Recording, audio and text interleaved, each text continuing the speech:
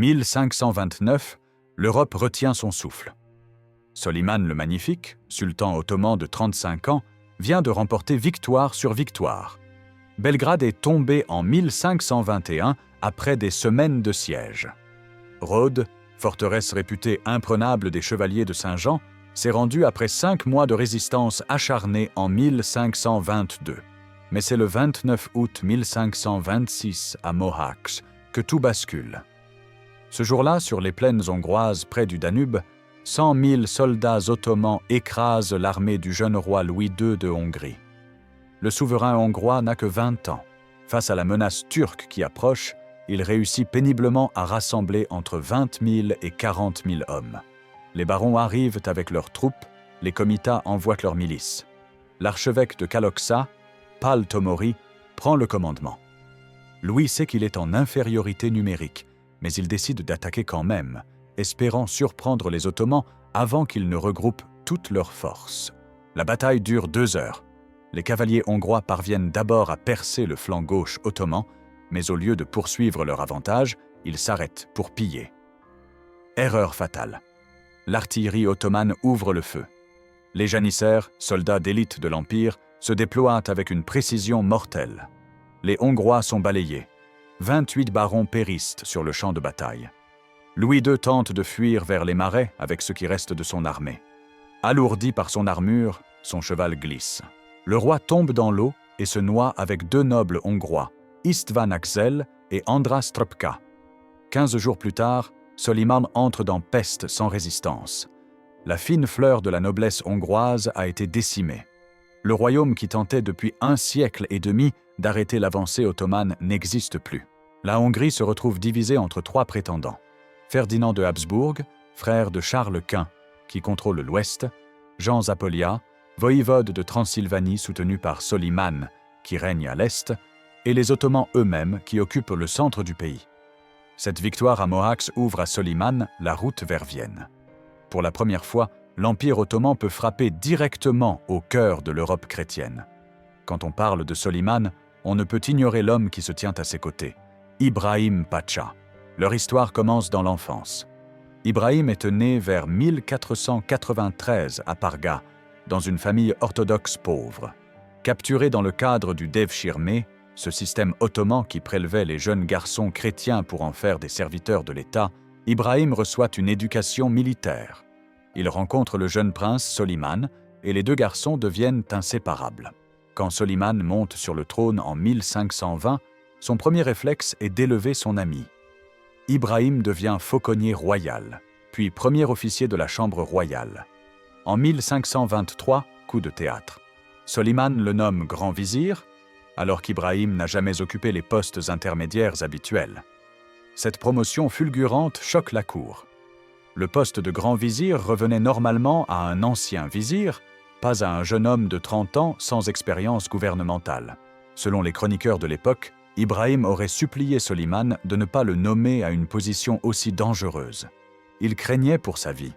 Soliman lui aurait répondu « Sous mon règne, quelles que soient les circonstances, tu ne seras jamais exécuté. » Promesse qui ne sera pas tenue, mais cela, c'est une autre histoire qui se jouera en 1536. Pour l'instant, en 1529, Ibrahim est au sommet de sa puissance. Soliman lui confie le commandement des armées en tant que séraskier.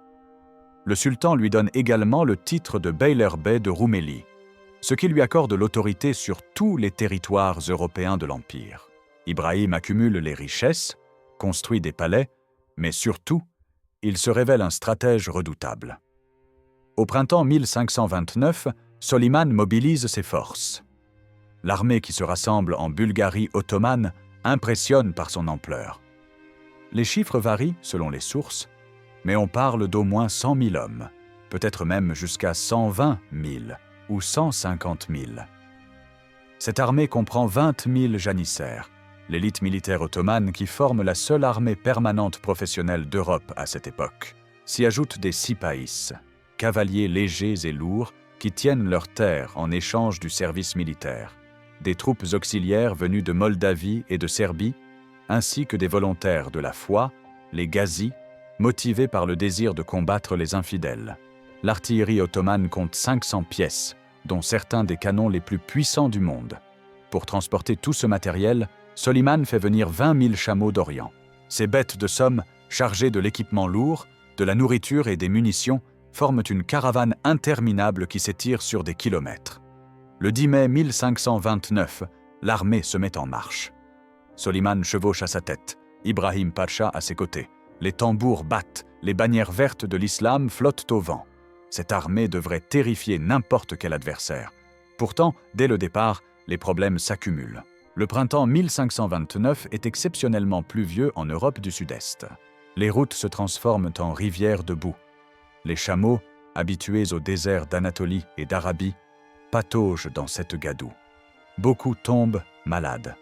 Les canons les plus lourds s'enfoncent dans le sol détrempé. Il faut les abandonner. 200 pièces d'artillerie doivent faire demi-tour avant même d'avoir quitté les Balkans. La progression ralentit. L'armée qui devait faire trembler l'Europe peine à avancer de quelques kilomètres par jour. Les soldats marchent dans la boue jusqu'aux genoux. Les roues des chariots se brisent. Les malades se multiplient, surtout parmi les janissaires qui commencent à grommeler. Ce n'est pas ainsi qu'ils imaginaient la glorieuse conquête de Vienne. Le 6 août, Soliman atteint enfin Osijek.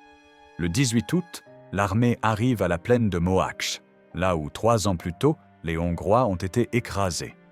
Jean Zápolyas attend avec sa cavalerie hongroise. Le voïvode de Transylvanie rend hommage au sultan et rejoint l'expédition avec ses troupes. Ensemble, ils reconquièrent plusieurs forteresses tombées aux mains des Habsbourg. Buda, la capitale hongroise, tombe le 8 septembre après un massacre brutal destiné à terroriser la population. Parallèlement à cette avancée terrestre, une flotte ottomane remonte le Danube. Elle transporte des troupes supplémentaires et du matériel. À Bratislava, la flotte rencontre une résistance inattendue. L'artillerie de siège bombarde la ville, mais les défenseurs tiennent bon. Finalement, les Ottomans contournent l'obstacle et poursuivent leur route. Quand septembre arrive, le gros de l'armée ottomane se trouve aux portes de l'Autriche. Mais le voyage a coûté cher. Les chameaux continuent de mourir. L'artillerie lourde manque cruellement. Les hommes sont épuisés et beaucoup sont malades. L'armée qui arrive devant Vienne n'est plus celle qui a quitté la Bulgarie 4 mois plus tôt. Pendant que les Ottomans progressent péniblement, les nouvelles arrivent à Vienne. Les messagers apportent des récits terrifiants. Les éclaireurs ottomans sillonnent déjà la Basse-Autriche, pillant et massacrant. La population réagit d'abord avec terreur. Les Viennois ont entendu parler des atrocités commises par l'armée de Soliman lors de sa marche. Ferdinand de Habsbourg, archiduc d'Autriche et frère de Charles Quint, se trouve dans une position difficile. Charles, empereur du Saint-Empire romain germanique et roi d'Espagne, ne peut lui envoyer aucune aide. Il est occupé à l'ouest, en guerre contre la France et la Ligue de Cognac. Les princes allemands, sollicités pour envoyer des troupes contre les musulmans, répondent mollement. Quelques contingents arrivent, mais c'est largement insuffisant. Ferdinand appelle à l'aide. Il supplie, négocie, promet. Finalement, il obtient quelque chose qui pourrait faire la différence. Un vieux soldat allemand accepte de prendre le commandement de la défense. Cet homme s'appelle Niklas Graf Salm, comte de Salm. Il a 70 ans. Salm vient d'une famille noble des Ardennes. Il a consacré toute sa vie aux armes. À 17 ans, en 1476, il participe à la bataille de Morat contre Charles le Téméraire. Ensuite, c'est une longue série de campagnes. Contre Matthias Corvin en 1487, en Flandre rebelle en 1488, en Hongrie en 1490, contre les Suisses en 1499, contre la Bavière en 1504, contre Venise en 1506. En 1525, il se distingue à la bataille de Pavie où les Français sont écrasés. En 1526, il commande les forces impériales en Hongrie contre les Ottomans. Cet homme connaît la guerre. Il a vu tous les types de combats, toutes les tactiques, tous les ennemis possibles. Quand Ferdinand lui propose de défendre Vienne, Salm accepte sans hésiter. Il arrive début septembre avec 1000 lansquenets allemands, experts au maniement des piques de 4 mètres, et 700 arquebusiers espagnols équipés des tout nouveaux mousquets à rouet, plus rapides à recharger que les arquebuses traditionnelles. La garnison de Vienne compte déjà environ 20 000 hommes. Soldats réguliers, miliciens locaux, volontaires venus des campagnes environnantes. S'y ajoutent 2000 cavaliers et 75 canons. Sur le papier, c'est respectable. Dans la réalité, Salm sait qu'il fait face à une armée au moins 5 fois supérieure en nombre. Il inspecte les défenses et son visage se durcit. Les murailles de Vienne ont plus de 300 ans. Elles ont été construites à une époque où les canons n'existaient pas encore. Par endroits, les murs ne font que 2 mètres d'épaisseur. C'est ridicule face à l'artillerie ottomane. La ville possède 4 portes principales, autant de points faibles dans le système défensif. Salm ne perd pas de temps. Il fait bloquer les 4 portes avec des remblais de terre et de pierre.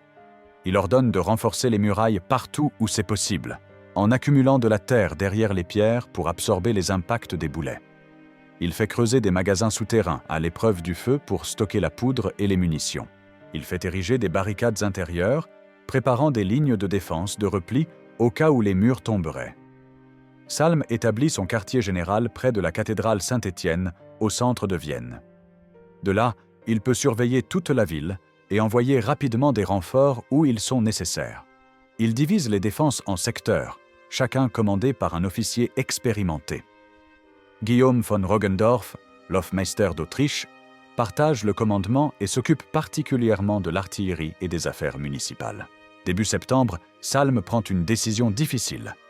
Pour économiser les provisions, il ordonne à 4000 personnes de quitter la ville. Femmes, enfants, vieillards, tous ceux qui ne peuvent pas combattre. Une colonne se forme, escortée par quelques soldats. Ils partent en direction de l'ouest, vers la sécurité. Ils ne l'atteindront jamais. La Basse-Autriche est déjà infestée d'éclaireurs ottomans. La colonne est interceptée à Tresmauer. Le massacre est épouvantable. La plupart sont tués sur place. Beaucoup sont empalés, selon la méthode favorite des Ottomans pour terroriser leurs ennemis. Les jeunes femmes sont capturées pour être vendues comme esclaves. Les quelques survivants qui parviennent à revenir racontent l'horreur. Cette nouvelle transforme la peur en rage froide. Les Viennois comprennent qu'il n'y a pas de fuite possible. S'ils ne défendent pas leur ville, ils mourront tous. Cette certitude renforce la détermination. Vienne ne se rendra pas. Le 27 septembre 1529, l'horizon s'assombrit. Des tentes apparaissent aussi loin que l'œil peut voir. L'armée ottomane plante son camp autour de Vienne. Malgré les pertes en route, le spectacle reste terrifiant. Les janissaires installent leurs tentes blanches selon un ordre parfait. La cavalerie se déploie sur les flancs. Les canons sont mis en position. L'étendard vert du prophète flotte au-dessus du campement de Soliman. Du haut des murailles, les Viennois observent. Ils voient cette marée humaine qui les entoure. Certains prient, d'autres serrent leurs armes. Salm fait le tour des remparts, parlant à ses hommes, les encourageant. À 70 ans, il ne montre aucun signe de faiblesse. Soliman envoie des émissaires. 3 prisonniers autrichiens richement vêtus se présentent aux portes. Ils portent les exigences du sultan. Vienne doit se rendre immédiatement. La ville sera épargnée si elle capitule maintenant. Sinon, tous les habitants seront passés au fil de l'épée. Salm écoute sans broncher. Puis il renvoie les émissaires avec 3 musulmans richement vêtus, eux aussi prisonniers. Aucune réponse verbale. Le message est clair. Vienne ne négociera pas. Le lendemain, 28 septembre, les véritables combats commencent. Les batteries ottomanes ouvrent le feu. Les canons tonnent, les boulets s'écrasent contre les murailles. La pierre explose, créant des gerbes de poussière. Mais les murs tiennent. L'épaisseur supplémentaire ajoutée par Salm fait son effet. Les boulets s'enfoncent dans la terre sans faire de dégâts majeurs. Les défenseurs ripostent. Les 75 canons de la ville répondent. Les arquebusiers espagnols tirent sur les servants ottomans qui tentent d'approcher leurs pièces trop près. Les premières pertes se comptent des 2 côtés. Très vite, il devient évident que ce bombardement n'est qu'une diversion. Le véritable plan de Soliman est ailleurs. Dans le camp ottoman, des mineurs venus des Balkans commencent à creuser. Ils sont experts dans l'art de saper les fortifications. Leur technique est simple mais efficace. Creuser des tunnels sous les murailles, étayer le plafond avec des poutres en bois, remplir la galerie de barils de poudre, puis y mettre le feu. Quand les poutres brûlent, le tunnel s'effondre et l'explosion fait sauter le mur au-dessus. Les Viennois comprennent rapidement ce qui se passe. Le bruit des canons couvre le son des pioches et des pelles. Salm appelle ses propres experts. Lui-même connaît bien la guerre de siège et les techniques de contre-mine. Il fait placer des seaux d'eau et des poids secs dans les caves près des portes. Quand les mineurs ottomans creusent, les vibrations font bouger l'eau et trembler les poids. C'est un système d'alerte primitif mais efficace. Dès qu'une alerte est donnée, des équipes de contre-mineurs se mettent au travail. Ils creusent à leur tour, essayant d'intercepter les tunnels ennemis. C'est un travail dangereux et épuisant. Dans l'obscurité des galeries souterraines, on ne peut utiliser d'armes à feu à cause du risque d'explosion prématurée de la poudre. Quand les mineurs des deux camps se rencontrent, c'est un combat à l'arme blanche dans des espaces confinés. Couteaux, haches, épées courtes. Les hommes qui reviennent sont couverts de sang et de boue, le visage marqué par l'horreur de ce qu'ils viennent de vivre. Salm découvre 6 tunnels principaux. Dans certains, les Ottomans ont déjà installé des barils de poudre. Dans d'autres, les mineurs travaillent encore. Plusieurs de ces mines sont neutralisées. Un baril explose accidentellement, tuant des dizaines d'hommes des deux côtés. Les Viennois font exploser plusieurs autres mines avant qu'elles ne puissent causer des dégâts. Mais le creusement continu épuise les défenseurs. Chaque jour, il faut vérifier, patrouiller, creuser des contre-mines. Les hommes dorment peu. La tension ne retombe jamais. Salm n'est pas du genre à se contenter de défendre passivement. Dans la nuit du 28 au 29 septembre, il lance une opération audacieuse. Des volontaires se portent candidats pour une mission suicide. Ce sont des hommes déterminés, prêts à tout pour sauver leur ville. Ils s'équipent de capes noires pour se fondre dans l'obscurité. Chacun porte plusieurs bombes artisanales, des pots remplis de poudre avec des mèches courtes. Des dizaines, peut-être des centaines de ces volontaires fantômes sortent silencieusement de la ville. Ils rampent jusqu'au camp ottoman. Les sentinelles turques ne voient rien dans la nuit sans lune. Les volontaires lancent leurs bombes sur les tentes. Puis ils fuient aussi vite qu'ils le peuvent. Les explosions déchirent la nuit. Les tentes s'enflamment. Les soldats ottomans, réveillés en sursaut, se précipitent dehors en hurlant. Certains brûlent vifs, d'autres sont piétinés dans la panique. Le camp sombre dans le chaos. Quand le jour se lève, on compte les morts. 2000 soldats ottomans ont péri dans leur sommeil. C'est un coup dur pour le moral. Soliman et Ibrahim Pacha comprennent qu'ils ne font pas face à des amateurs. Ces Viennois savent se battre. Le 1er octobre, un mineur chrétien réussit à s'échapper des lignes ottomanes et à rejoindre la ville. Il apporte une information capitale. Les Ottomans concentrent leurs efforts de sape sur la porte de Carinthie, l'une des 4 portes principales. C'est là que plusieurs tunnels convergent. Salm renforce immédiatement ce secteur. Il y envoie ses meilleurs hommes. Des contre-mineurs travaillent jour et nuit. Le 5 octobre, malgré tous les efforts, 2 mines explosent près de la porte du sel. Les murailles vacillent. Une brèche s'ouvre, assez large pour qu'une compagnie de soldats puisse passer. Les janissaires se précipitent. Ils hurlent leurs cris de guerre, poussés par la promesse de butin si Vienne tombe. C'est la première fois que Soliman leur offre un tel incitatif. Normalement, la ferveur religieuse devrait suffire, mais devant la résistance acharnée des Viennois, il faut motiver les troupes autrement. Les janissaires s'engouffrent dans la brèche. Ils pensent que la ville est à eux. Mais ils découvrent que Salm a prévu ce scénario. Derrière le mur écroulé, une ligne de lansquenets attend, piques en avant. Ces armes de 4 mètres créent un mur de fer. Les janissaires qui chargent s'empalent dessus. Derrière les piquiers, les arquebusiers espagnols tirent salve après salve. À courte distance, les balles déchiquettent tout sur leur passage. Les janissaires reculent, puis reviennent à la charge. Le combat fait rage pendant des heures. Les corps s'accumulent dans la brèche.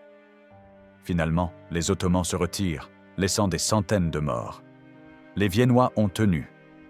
Une autre explosion se produit à la porte de Carinthie. Encore une fois, les janissaires attaquent. Encore une fois, ils sont repoussés par la combinaison mortelle des piques et des arquebuses. Les guerriers bohémiens, armés d'épées à 2 mains, interviennent dans les combats au corps à corps. Ces armes longues et lourdes tranchent les membres et les têtes avec une efficacité terrifiante. Le 6 octobre, Salm décide qu'il est temps de frapper un grand coup. il envoie 8000 hommes en sortie massive contre les positions ottomanes. L'objectif ? Détruire autant de tunnels que possible. C'est une opération risquée. Si les Ottomans réagissent vite, ces hommes pourraient être encerclés et massacrés. Les portes s'ouvrent soudainement. 8000 soldats déferlent hors de Vienne.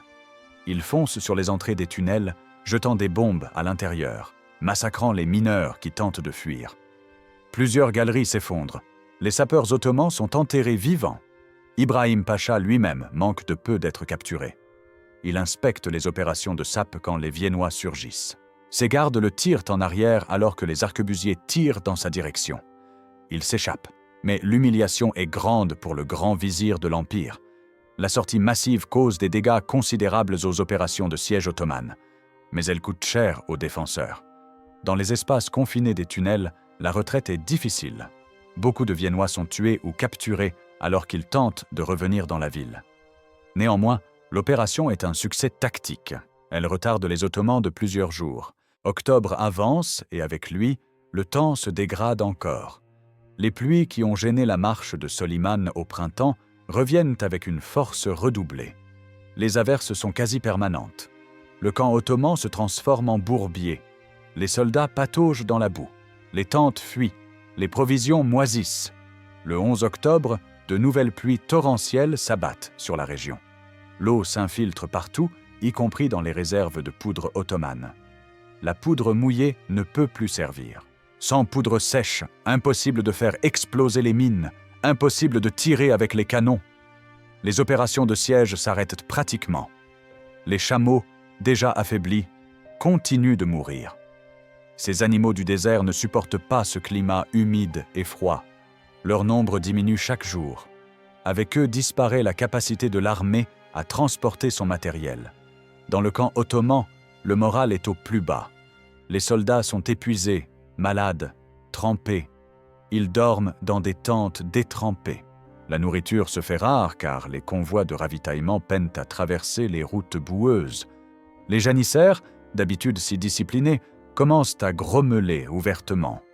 Certains parlent de mutinerie. À Vienne, la situation n'est guère meilleure. Les défenseurs sont eux aussi épuisés par 3 semaines de combats ininterrompus. Mais au moins, ils sont au sec dans leurs maisons et leurs casernes. Ils ont des provisions. Et surtout, ils voient que les Ottomans souffrent. Salm ordonne de hisser des canons sur les toits des bâtiments les plus hauts. Ces pièces d'artillerie, appelées canons royaux, ont une portée supérieure à celle des canons ottomans. Du haut des toits, ils peuvent bombarder le camp ennemi qui se trouve à portée. Les boulets pleuvent sur les tentes. Les Ottomans ne peuvent riposter efficacement. C'est une humiliation supplémentaire pour Soliman. Le sultan se rend compte que le temps joue contre lui. Octobre touche à sa fin. Bientôt, ce sera novembre, puis l'hiver. Il ne peut pas rester ici avec son armée dans ces conditions. Mais se retirer maintenant serait reconnaître la défaite. Après avoir annoncé qu'il allait prendre Vienne, échouer serait désastreux pour son prestige.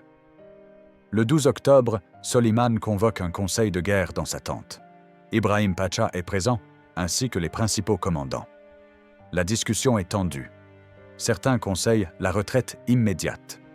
D'autres veulent continuer le siège. Soliman tranche. Il y aura un dernier assaut, un ultime effort pour briser Vienne. Si cela échoue, ils partiront. Pour motiver les troupes, le sultan promet des récompenses exceptionnelles. Tous les soldats qui participeront à l'assaut final recevront une solde supplémentaire. Les premiers à franchir les murs recevront de l'or et des promotions. Les janissaires, malgré leur épuisement, acceptent. Ils sont soldats du sultan. Ils obéissent. Les sapeurs reçoivent l'ordre de poser toute la poudre sèche qui reste dans les tunnels. Tant pis si ce n'est pas suffisant pour tout détruire. Il faut créer des brèches, n'importe lesquelles. Les mineurs travaillent toute la nuit du 12 au 13 octobre, plaçant les barils, préparant les mèches. Le 13 octobre, au lever du jour, l'armée ottomane se prépare. Les janissaires revêtent leurs armures. Les sipaïs scellent leurs chevaux. Les bachibouzouk, milices irrégulières, se massent en première ligne. Ils serviront de chair à canon pour épuiser les défenseurs avant l'assaut des troupes d'élite.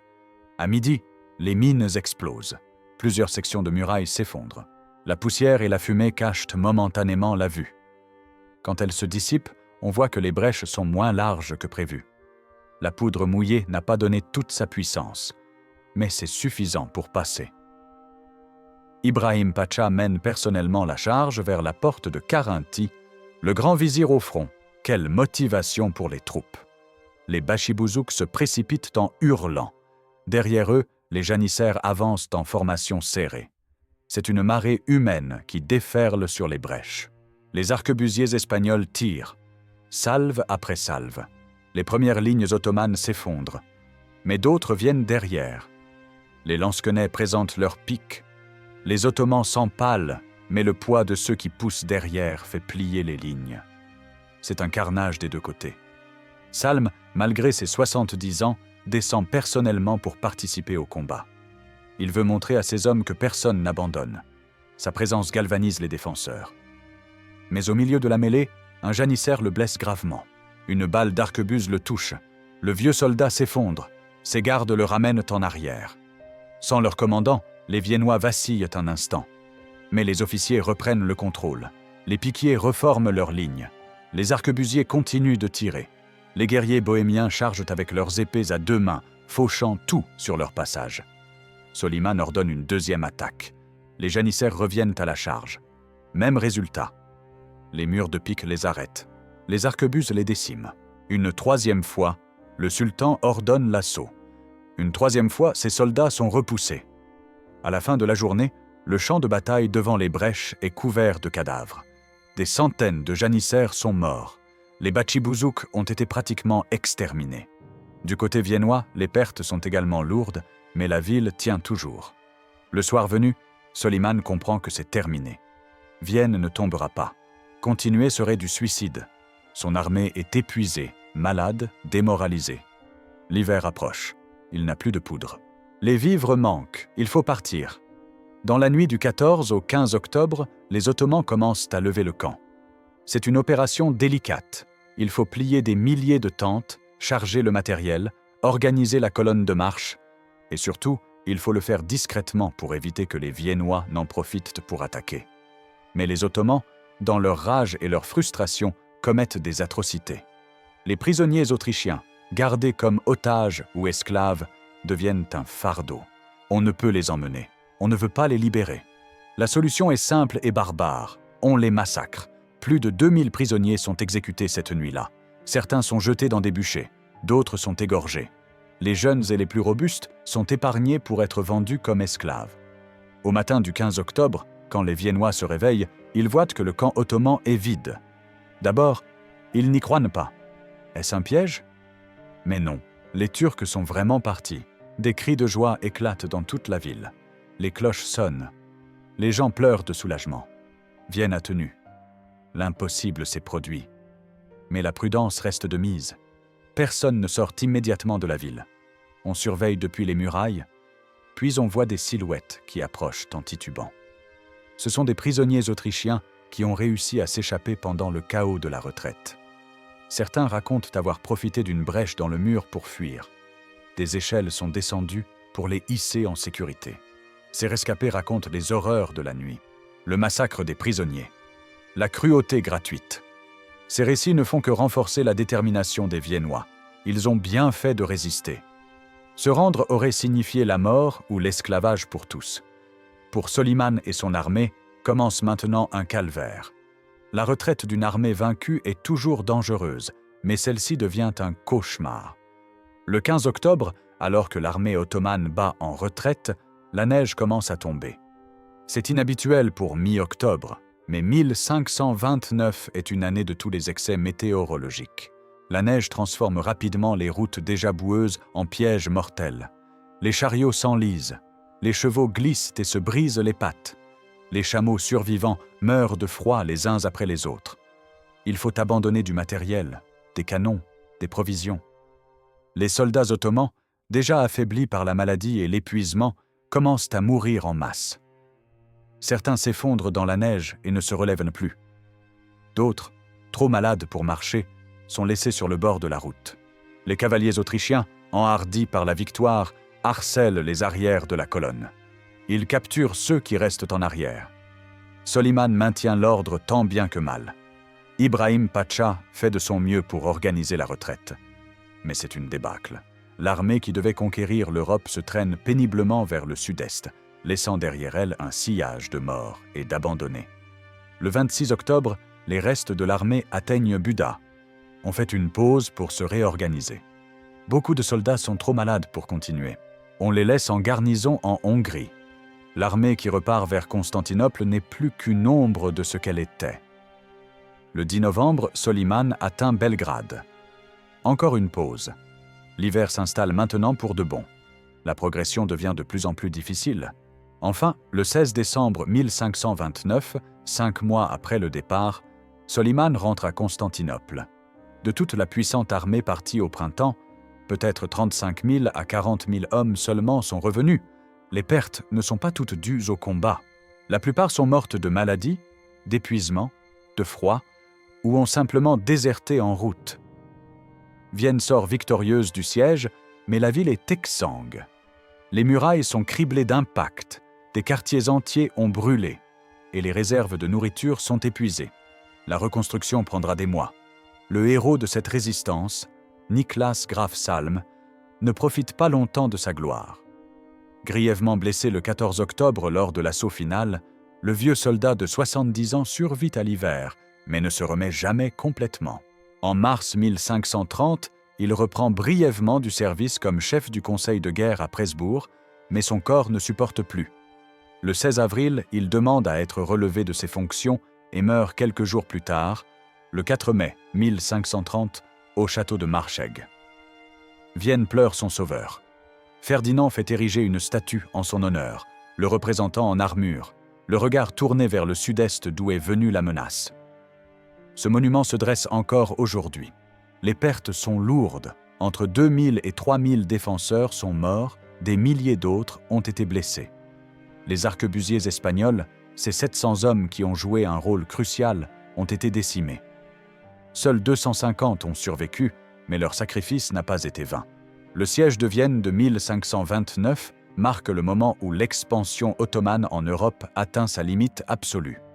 Pour la première fois, l'Empire ottoman est arrêté net dans sa progression vers l'ouest. Ce n'est pas une question de courage ou de compétences militaires. Les Ottomans restent l'une des armées les plus puissantes du monde. Le problème est logistique. Déployer 100 000 hommes à 1500 km de Constantinople et les maintenir en état de combattre dépasse les capacités de l'époque. Les routes sont trop mauvaises, les moyens de transport insuffisants, les lignes de ravitaillement trop longues. La météo peut tout ruiner en quelques jours, comme Soliman l'a appris à ses dépens. Pour l'Europe chrétienne, c'est un soulagement immense. La menace ottomane reste présente, mais elle est contenue. Vienne devient la frontière que l'Empire ottoman ne franchira jamais. Cette victoire rapproche le pape Clément VII et Charles Quint. Le 24 février 1530, le pape couronne officiellement Charles comme empereur du Saint-Empire, geste symbolique qui unit la chrétienté face à l'islam. Ferdinand voit son prestige grandir et devient le rempart de la chrétienté. Quant à Soliman, l'échec de 1529 n'est pas la fin. Il tentera de nouveau en 1532, sans succès. En 1541, il prend Buda et fait de la Hongrie centrale une province ottomane. Mais Vienne lui restera inaccessible jusqu'à sa mort en 1566, lors d'une dernière campagne en Hongrie. Le siège laisse des traces profondes dans la mémoire collective européenne et marque la naissance de « la peur du Turc », cette anxiété permanente face à la menace ottomane qui hantera l'Europe pendant plus d'un siècle. Cette peur n'est pas irrationnelle. Les Ottomans restent redoutables, leurs marines contrôlent la Méditerranée, leurs armées dominent les Balkans, et leurs raids atteignent régulièrement la Croatie, la Slovénie et l'Autriche. Mais 1529 a prouvé qu'une ville déterminée et bien défendue peut résister. Cette leçon est retenue partout en Europe centrale, où l'on construit de nouvelles fortifications et modernise les murailles médiévales. La frontière militaire entre l'Autriche et l'Empire ottoman se stabilise. Plus jamais les Ottomans ne tenteront une invasion massive comme en 1529. Il faudra attendre 1683 pour qu'ils essaient à nouveau de prendre Vienne, avec 300 000 hommes cette fois. Et encore une fois, Vienne résistera, sauvée par Jean III Sobieski. Cette seconde victoire sonnera le glas de la puissance ottomane en Europe. Le siège enseigne que la guerre n'est pas qu'une question de nombre. Soliman avait une armée 5 à 6 fois supérieure, l'artillerie la plus puissante d'Europe et les meilleurs soldats professionnels, mais il a échoué. La logistique a ses limites, et une armée ne peut opérer efficacement qu'à une certaine distance de ses bases. Quand l'armée ottomane arrive devant Vienne, les pluies, la boue et les maladies l'ont déjà considérablement affaibli.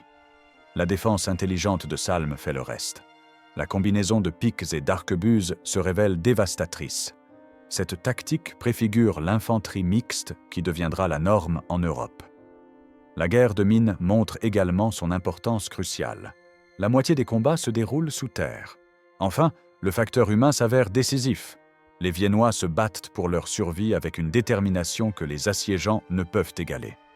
Soliman poursuit son règne glorieux, conquérant Bagdad en 1534 et signant les capitulations avec François Ier en 1536. Mais la fin de son règne est assombrie par les intrigues de palais. En 1536, Ibrahim Pacha, son ami d'enfance et fidèle grand vizir, est étranglé sur ordre du sultan, persuadé par Roxelane qu'Ibrahim conspirait. Roxelane pousse également Soliman à faire exécuter son fils aîné Mustapha en 1553. Quand Soliman meurt en 1566, c'est Sélim, l'ivrogne, fils de Roxelane, qui monte sur le trône, marquant le début du déclin ottoman. Ferdinand devient empereur du Saint-Empire en 1558 et consacre son règne à défendre la frontière orientale. Ironiquement, le siège a indirectement aidé la réforme protestante, car Ferdinand et Charles étaient trop occupés pour la réprimer efficacement. Le siège de Vienne de 1529 représente bien plus qu'une bataille. C'est le moment où les frontières entre chrétienté et islam se fixent pour des siècles. Si Vienne était tombée, l'histoire aurait pris un cours radicalement différent. Mais Vienne a tenu grâce à un vieux soldat allemand qui a refusé de se rendre, grâce à des milliers d'hommes épuisés qui ont trouvé la force de résister, et grâce aussi à la boue, la pluie et la neige qui ont détruit l'armée ottomane. Pendant 3 semaines en septembre et octobre 1529, le destin de l'Europe s'est joué sur quelques mètres de murailles, 16 000 défenseurs face à 120 000 assiégeants. Et quand la neige a commencé à tomber le 15 octobre, ce sont les assiégeants qui sont partis, brisés et humiliés. Vienne avait tenu, l'Europe respirait, et Niklas Graf Salm entrait dans l'histoire comme l'homme qui a sauvé l'Europe.